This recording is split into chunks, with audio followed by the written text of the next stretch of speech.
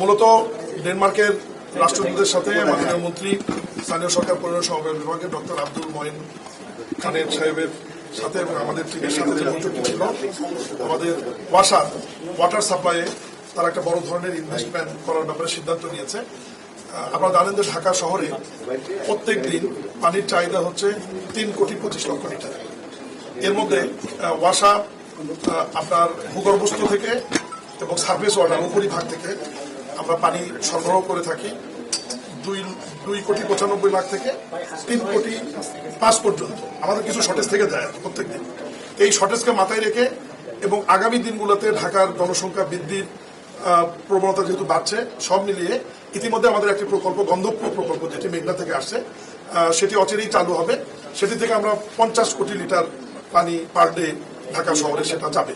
আর আজকে যে প্রজেক্টটি নিয়ে ডেনমার্কের রাষ্ট্রদূত আমাদেরকে সহযোগিতা করবেন সরকার, সেটি হচ্ছে টোটাল 16,000 কোটি টাকার একটা প্রজেক্ট, সাইদাবাদ প্রজেক্ট। এটা মেঘনা থেকে আমরা পানি ট্রিটমেন্ট প্ল্যান্ট করে সরাসরি ঢাকা ওয়াসার মাধ্যমে ঢাকা শহরে নিয়ে আসবো। 95 কোটি লিটার পানি আসবে এটাতে।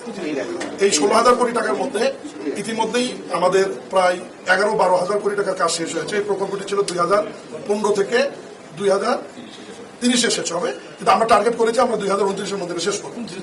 এখন ডেনমার্কের সরকার আমাদেরকে সহায়তা করবে এই যে লাস্ট ফেজের যে কাজটি, এটা সম্পন্ন করবার জন্য টোটাল ওনারা সহযোগিতা করবে আমাদের প্রায় 4,500 কোটি টাকা।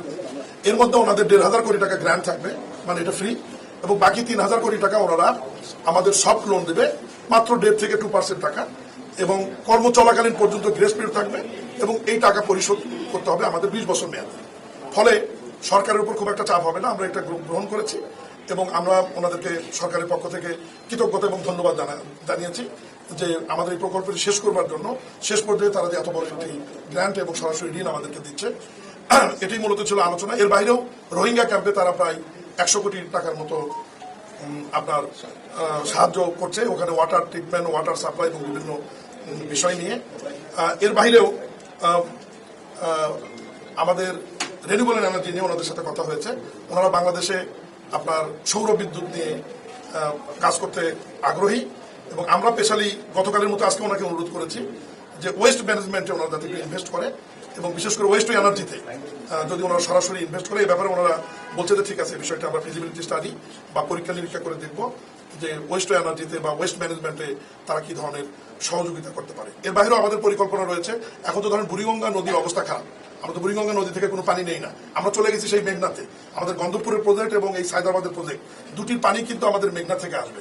কিন্তু মাননীয় প্রধানমন্ত্রীর সাথে সকালে আমাদের যে মিটিং হয়েছে, মাননীয় মন্ত্রী, আমির, সচিব, এমডি সাহেব ছিল, সেই মিটিংয়ে মাননীয় প্রধানমন্ত্রী বলেছেন যে একটা শহরে ভূগর্ভস্থ পানি আন্তর্জাতিক ভাবে থাকতে হবে, মাত্র 30% পানি নিতে পারবে।